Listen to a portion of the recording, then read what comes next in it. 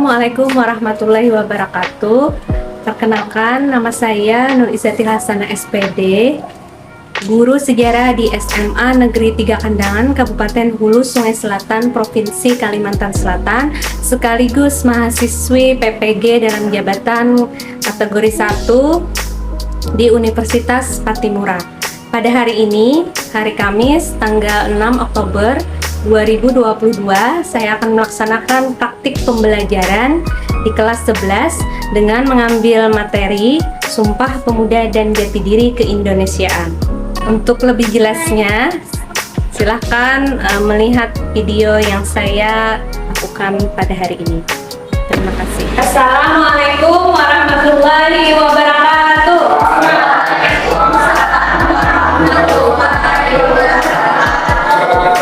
Bagaimana kabarnya hari ini? Udah makan belum? Nah, jangan lupa makan ya, untuk selalu menjaga kesehatan ya. Ada yang tidak hadir hari ini? Ya, alhamdulillah, semoga kita bisa melaksanakan pembelajaran pada hari ini. Nah, sebelum kita memulai pembelajaran, silakan cek di bawah meja kalian masing-masing. Bila ada sampah-sampah, silakan buang ke tempat sampah. Silakan.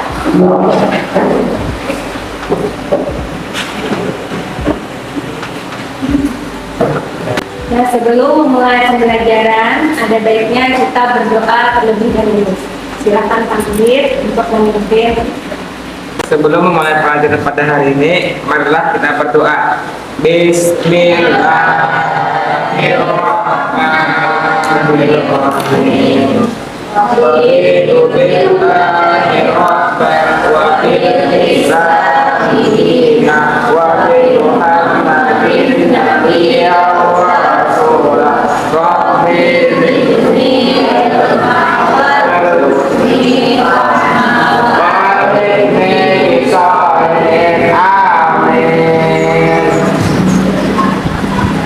Terima kasih, Tambir. Semoga pembelajaran kita pada hari ini berjalan dengan lancar.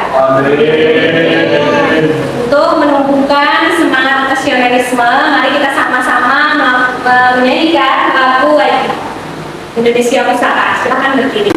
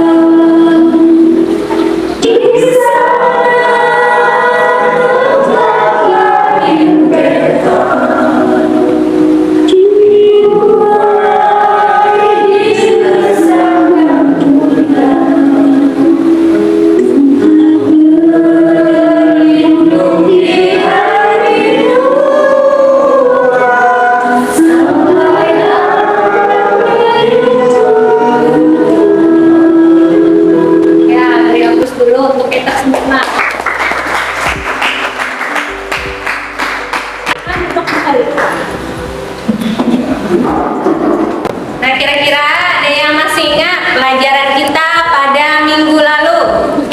Dampak kolonialisme dan imperialisme dalam berbagai bidang. Ya. Yang lain? Dalam bidang apa? Politik. Kemudian apa lagi? Sosial. Apa lagi? Ya, pendidikan. Ya. Ada yang lain lagi? Jadi dampak kolonialisme dalam berbagai bidang, yaitu bidang politik, ekonomi, pendidikan, ya, sosial dan budaya. Ya, beri tepuk tangan dulu. Nah, sekarang kalian amati potongan-potongan gambar gitu. Nah, kalau kita lihat di sini kira-kira ini gambar siapa? Yo, gambar Jonathan Rizky. Gambar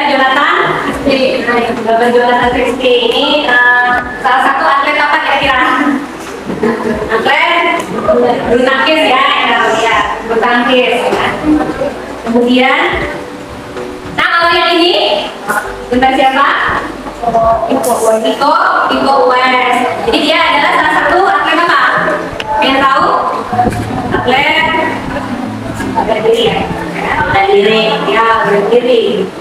Kemudian lagi lanjut. Nah ini siapa? Maudi Ayunda. Ya benar. Jadi ini adalah Chris ya. Hanya Maudi Ayunda ya. Kalau kita lihat dari potongan gambar, mereka ini adalah pemuda-pemuda yang apa? Yang berprestasi. Kita lihat mereka adalah pemuda yang berprestasi ya di bidangnya masing-masing. Jadi ada di bidang apa tadi? Olahraga. Kemudian kalau Maudi Ayunda bidangnya apa? Bidang ya. Maksudnya bisa ya. Juga dia adalah salah satu orang yang memang peduli dengan pendidikannya. Oke, sekarang kita lanjut. Kira-kira kalian pernah mendengar ucapan dari Bung Karno? Dari aku 10 pemuda, niscaya akan mengguncangkan dunia. Dan beri aku 1000 orang tua, niscaya akan mencabut sendiri sampai ke akar-akarnya. Pernah mendengar?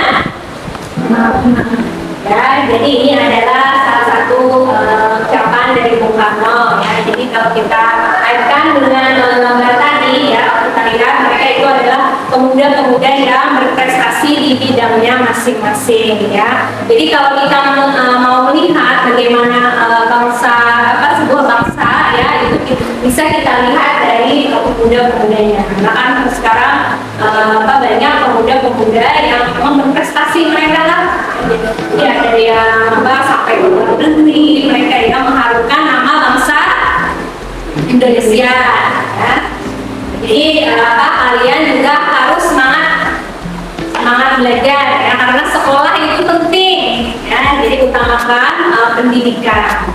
Nah, tadi kita lihat beberapa potongan-potongan gambar tentang pemuda-pemuda yang memang berprestasi di bidangnya dan mengharumkan nama bangsa Indonesia. Baik, untuk pembelajaran hari ini, kompetensi dasar ini bisa kita lihat di slide. Jadi KD-nya 3.4, menghargai nilai-nilai Sumpah Pemuda dan maknanya bagi kehidupan kebangsaan di Indonesia pada masa kini. Kemudian untuk KD 4.4, menyajikan langkah-langkah dalam penerapan nilai-nilai Sumpah Pemuda dan maknanya bagi kehidupan kebangsaan di Indonesia pada masa kini dalam bentuk tulisan dan atau media lain. Nah, untuk tujuan pembelajaran kita pada hari ini, setelah guru dan peserta didik mengamati tayangan video pembelajaran yang disajikan, secara berkelompok peserta didik dapat menjelaskan latar belakang Sumpah Pemuda dan mampu menyajikan hasil analisis nilai-nilai Sumpah Pemuda dan maknanya bagi kehidupan kebangsaan Indonesia pada masa kini dengan mengembangkan karakter percaya diri, kreatif, dan disiplin kepada peserta didik. Nah, jadi setelah melihat kompetensi dasar dan tujuan pembelajaran yang akan kita kerjakan hari ini, kira materi ini penting untuk kita pelajari ya. Nah, salah satunya apa kira-kira pentingnya dari materi yang kita pada hari ini tentang Sumpah Pemuda dan Jati Diri Keindonesiaan. Nah, kira-kira apa? Ada yang bisa menjelaskan? Yang mengingat perjuangan nasionalisme, perjuangan para pahlawan Indonesia. Tadi sudah dijelaskan pentingnya kompetensi yang akan kita capai pada hari ini, kita pelajari pada hari ini. Nah, jadi nilai-nilai Sumpah Pemuda dan Jati Diri Keindonesiaan ya, ini sangat penting untuk kita pelajari karena ini sudah ada sejak sekitar abad ke-20 ya, pada masa pergerakan nasional. Jadi para pemuda itu dengan seluruh semangat kemudian inovasi mereka ya untuk memperjuangkan kemerdekaan Indonesia.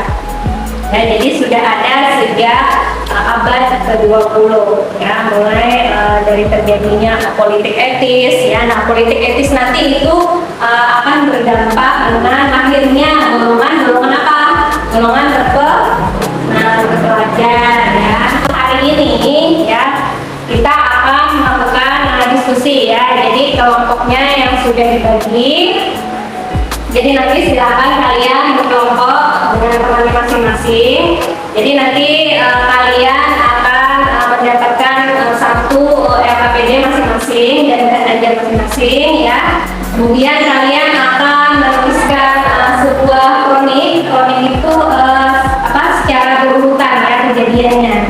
Jadi mulai nanti terjadinya politik etis ya, kemudian ada nanti pengaruh media massa ya, ada masa itu, kemudian juga nanti tentang kongres ya, kongres pemuda 1, ada kongres pemuda 2, sampai nanti terjadinya lahirnya Sumpah Pemuda. Kira-kira paham? Untuk penilaian ya, itu termasuk nanti penilaian pada saat diskusi. Jadi bagaimana keaktifan kalian di dalam diskusi ya, kemudian juga bagaimana kerjasama kalian di dalam diskusi ya. Nah, kemudian isi dari kronik itu nanti bagaimana analisisnya, kemudian bagaimana kesesuaian antara materi dengan isinya ya, kemudian kemenarikannya bagaimana, kerapian tulisannya seperti apa. Jadi nanti itu yang akan dinilai ya dalam diskusi kelompok yang akan menjadikan sebuah kronik. Nah, sekarang kalian amati video berikut ini.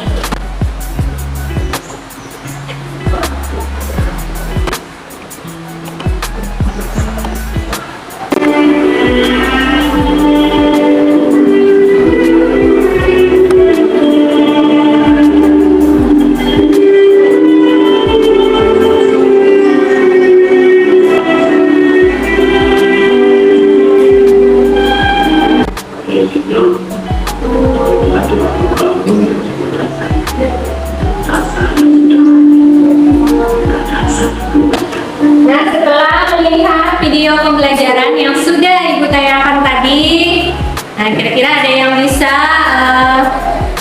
menjelaskan tentang video yang sudah kita lihat tadi? Ya, tentang perkumpulan pemuda. Kemudian apa lagi? Tentang penjajahan yang tadi ya. Kemudian apa lagi? Yang lain tentang kongres tadi, kongres pemuda ya. Kemudian apa lagi? Yang lain? Ada yang bisa lagi? Setelah kita melihat video pembelajaran tadi. Nah, jadi sudah kita lihat tadi ini dioramanya ya. Jadi ada diorama tentang kongres pemuda ya yang dilakukan oleh pemuda-pemuda pada saat itu. Nah, jadi untuk merumuskan naskah Sumpah Pemuda ya. Jadi sudah kita lihat dioramanya. Nah, sekarang kalian dibagi menjadi beberapa kelompok. Jadi silakan berkumpul ke kelompoknya masing-masing ya, yang sudah Ibu bagikan. Silakan untuk berkelompok ke tempatnya masing-masing. Dan sudah berkelompok sesuai dengan kelompok yang sudah dibagikan. Jadi untuk kelompok 1 di sini ya. Nah, jadi kalian sudah mendapatkan masing-masing satu buah LKPD dan bahan ajarnya ya. Jadi nanti kalian bisa cari sumbernya selain di bahan ajar, itu bisa kalian cari di internet, kemudian bisa juga cari di buku paket sejarah dan Indonesia kelas 11. Nah, di situ sudah ada masing-masing ya, di LKPD sudah ada petunjuknya, silakan kalian baca. Jadi tulis nama identitas ya, nama anggota kelompok jangan lupa, kemudian materinya tentang Sumpah Pemuda ya dan diri keindonesiaan. Kemudian di situ mata pelajarannya nama sejarah Indonesia, jadi tulis nama kalian masing-masing. Nah, kemudian nanti akan kalian tuangkan dalam satu buah kronik ya. Jadi kronik itu urutannya, urutan peristiwanya yang berurutan ya. Jadi dari tahun berapa kejadian penting ya. Kejadian penting, lahirnya Sumpah Pemuda. Kira-kira sudah paham? Paham? Ya. Ya, silakan bekerja sama dengan kelompoknya masing-masing. Ya, kelompok 1 materinya tadi tentang politik etis. Ya. Kemudian berarti nanti dijelaskan isi dari politik etis itu apa, kemudian siapa pelopornya, ya, kemudian tahunnya berapa. Nah, kemudian pengaruh dari politik etis itu apa kira-kira? Dari 3 isinya ya, misalnya pendidikan ya, apa pengaruhnya ya.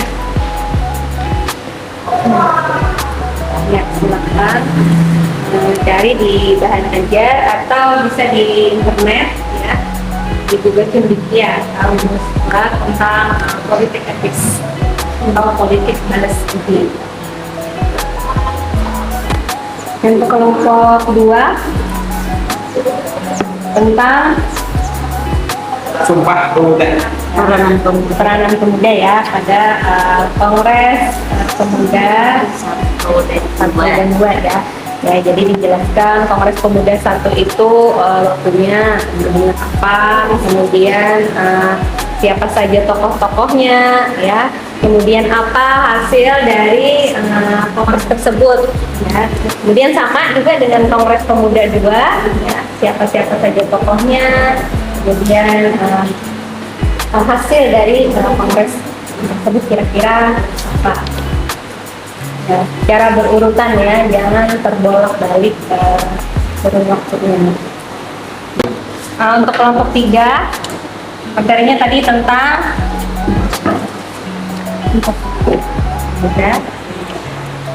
makna ya, makna dari Sumpah Pemuda yang dijelaskan bagian dari kemudian di sini sudah dijelaskan ya awal lahirnya Sumpah Pemuda. Jadi kurun waktunya secara berurutan ya, jangan terbolak-balik.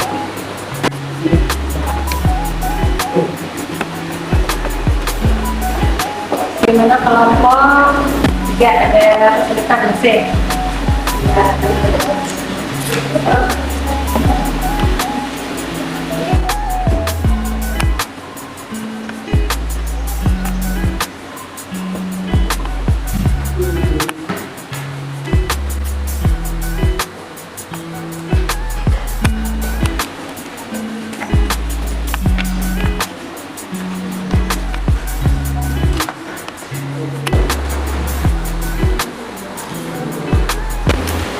Baik, sudah selesai?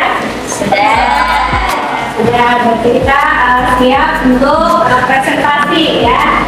Nah, sekarang silakan kelompok yang pertama maju ke depan.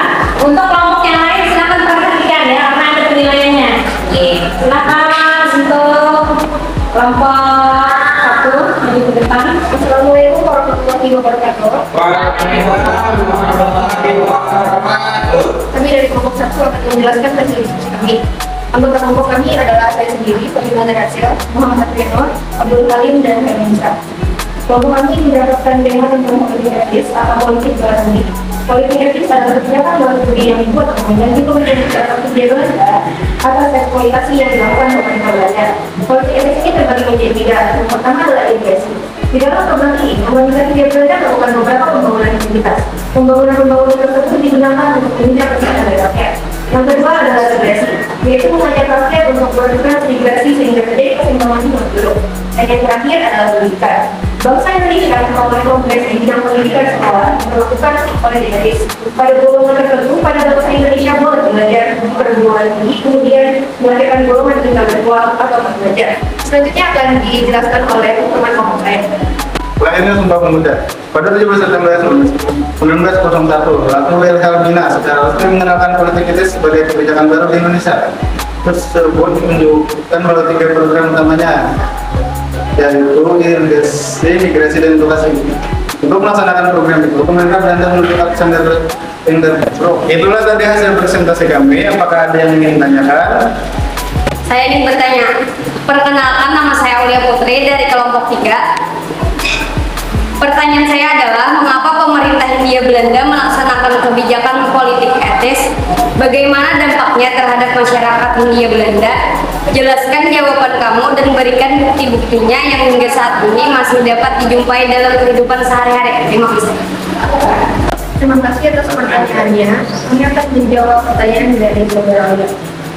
Pemerintah Hindia Belanda melaksanakan kebijakan politik etis karena adanya desakan dari para politisi Belanda sebagai upaya balas budi pemerintahan Belanda kepada masyarakat Indonesia yang telah memberi keuntungan besar bagi Belanda, namun menderita akibat sistem tanam kasta.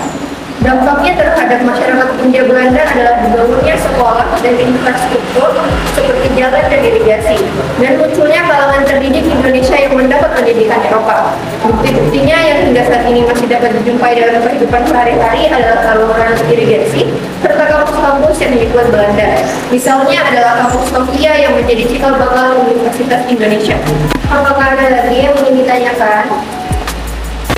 Saya ingin bertanya, nama saya Rizka Rahmadina dari kelompok 2. Jelaskan hubungan pendidikan dan media cetak dalam membangun kesadaran kebangsaan. Bandingkan dengan peranan media cetak yang saat ini berkembang di tanah air. Saya akan menjawab pertanyaan dari Rizka. Hubungan pendidikan dan media cetak dalam membangun kesadaran kebangsaan pada saat itu, media cetak digunakan sebagai pembangkit napas nasionalisme dan patriotisme, dan juga sebagai motivasi pembangkit sadar kemerdekaan, dan juga penyebar berita atau peristiwa yang terjadi di tanah air. Begitu pula pendidikan, yang juga berfungsi sebagai pendorong motivasi nasionalis dan patriotisme berbangsa dan bernegara yang akan melahirkan para cendekiawan yang sadar akan nasib bangsa Indonesia. Jika dibandingkan dengan peranan media cetak yang saat ini berkembang di tanah air adalah media massa masih mengulas sekitar berita-berita terkini Indonesia dan berisi tentang pengetahuan, tapi tidak jarang pula isinya adalah gosip. Barang yang seharusnya dipenuhi mulai pudar, tidak efektif di masa lalu. Bukti-buktinya yang saat ini masih dapat dijumpai dalam kehidupan sehari-hari adalah saluran irigasi serta kampus-kampus yang dibuat Belanda. Misalnya adalah kampus Sofia yang menjadi cikal bakal Universitas Indonesia. Apakah ada lagi yang ingin ditanyakan? Tidak. Baik, itulah tadi presentasi dari kelompok kami. Kami akhiri dengan wassalamualaikum warahmatullahi wabarakatuh.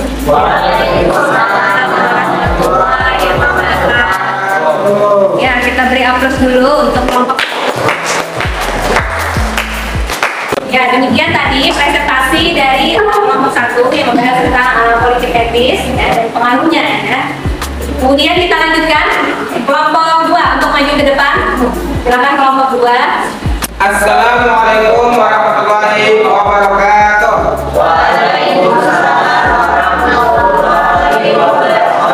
Ya, baik, kita tadi sudah mendengarkan presentasi dari kelompok 2. Sekarang kita lanjutkan presentasi kelompok 3.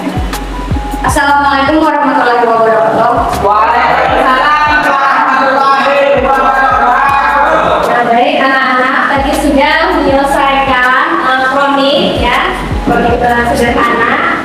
Jadi ada tentang politik etis, kemudian tentang Kongres Pemuda 1 dan Kongres Pemuda 2, dan juga apa saja makna dari Sumpah Pemuda itu sendiri ya. Nah, kira-kira kalian sudah paham dengan materi hari ini? Jadi yang pertama tentang politik etis ya. Politik etis ini dipelopori oleh siapa tadi? Van Peter ya. Jadi isinya ada apa tadi? Ada 3 ya. Apa aja tadi isinya? Ada irigasi, kemudian apa lagi? Nah, kemudian apa lagi? Dan pendidikan atau edukasi ya. Jadi itu yang sangat berpengaruh, yang di bagian edukasinya sangat berpengaruh, berdampak ya pada bangsa Indonesia. Kemudian tadi sudah dijelaskan oleh teman-temannya tentang Kongres Pemuda. Jadi ada Kongres Pemuda yang pertama, Kongres Pemuda yang kedua, kemudian sudah dijelaskan apa tokoh-tokohnya siapa saja dan hasil dari kongres tersebut ya. Nah, kalau kita lihat kongres pemuda yang kedua itu dilaksanakan pada tanggal 27 sampai 28 Oktober yang menghasilkan Sumpah Pemuda. Nah, sekarang kita sama-sama membacakan teks Sumpah Pemuda yang berdiri semua. Sumpah Pemuda, kami putra dan putri Indonesia mengaku dan tumpah darah bersatu bangsa Indonesia. Kami putra dan putri Indonesia mengaku berbangsa yang satu bangsa Indonesia. Kami putra dan putri Indonesia menjunjung bangsa persatuan bangsa Indonesia. Ya, terima kasih. Kita tadi sudah membacakan teks Sumpah Pemuda dengan semangat ya. Kemudian ada yang bisa menyimpulkan kegiatan pembelajaran kita pada hari ini? Saya kayak bisa menyimpulkan berbagai organisasi pemuda berusaha mewujudkan cita-cita persatuan namun 1926 diadakan Kongres Pemuda 1 dalam kongres ini semakin kuatnya mewujudkan persatuan antara semua unsur dan bahkan. Sumpah Pemuda memiliki nilai-nilai yang sangat bermakna dalam memenuhi cita-cita Indonesia Merdeka. Nilai-nilai persatuan, jati diri atau semangat kebangsaan dan demokrasi merupakan nilai-nilai yang sangat penting artinya bagi perjuangan rakyat Indonesia pada masa-masa Terima berikutnya. kasih Zahra dan Nisa yang sudah menyimpulkan pembelajaran kita pada hari ini. Nah, jadi Sumpah Pemuda itu adalah sebagai klimaks agenda dari Kongres Pemuda 2 ya yang diadakan pada tanggal 27 sampai 28 Oktober 1928 ya. Kemudian dengan ikrarnya tadi satu nusa, kemudian satu bangsa dan satu bangsa. Iya. Nah, untuk memantapkan pemahaman kalian ya, sekarang silakan kembali ke tempat duduknya. Kita akan melaksanakan evaluasi. Sebelum kita melaksanakan evaluasi, silakan buku, kemudian kertas, sampai ya, silakan simpan di bawah meja atau di dalam tas kalian masing-masing. Jadi hanya ada pulpen ya.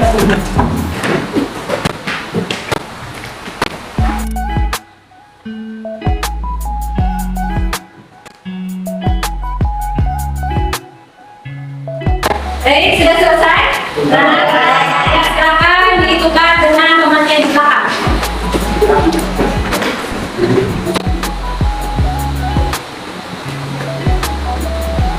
Silakan. Oke, jawaban dari teman tadi. Silakan tuliskan nama koleksinya itu. Tulis salahnya berapa, benernya berapa. Nah, ada yang di bawah dari 80 nilainya. Kita lihat, cek. Nah, baik, kalian sudah mengumpulkan hasil ya, hasil evaluasi. Jadi tadi cek ada satu orang yang masih belum mencapai KKM ya. Jadi untuk yang belum mencapai KKM nanti itu akan remedial ya. Jadi remedial itu nanti tugasnya akan membaca buku tentang Sumpah Pemuda ya. Kemudian untuk yang sudah memenuhi KKM itu pengayaan. Jadi kalian mencari sumber-sumber di online ya tentang akhirnya Sumpah Pemuda. Setelah melakukan evaluasi, sekarang kalian mengisi jurnal refleksi. Jadi ini adalah perasaan kalian setelah mengikuti pembelajaran ini. Jadi tidak ada benar salah. No. Gimana anak sudah selesai mengisikan jurnal refleksi? Sekarang silakan kumpulkan.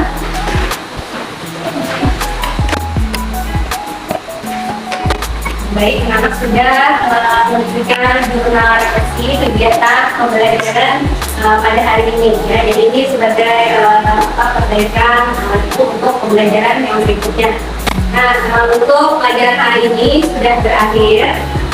Untuk materi selanjutnya kita akan belajar tentang organisasi pergerakan nasional. Sebelum kita mengakhiri pembelajaran, adanya kita berdoa terlebih dahulu. Silakan Kamjir untuk memimpin doa. Sebelum mengakhiri pelajaran pada hari ini, marilah kita berdoa. Bismillahirrahmanirrahim. Allahumma arina haqqa warzuqna tibaa wa arina batila warzuqna tinabah bi rahmatika ya arhamar rahimin. Amin. Terima kasih Kamjir. sudah memimpin doa untuk pembelajaran hari ini sudah berakhir dan ditutup dengan wassalamualaikum warahmatullahi wabarakatuh. Waalaikumsalam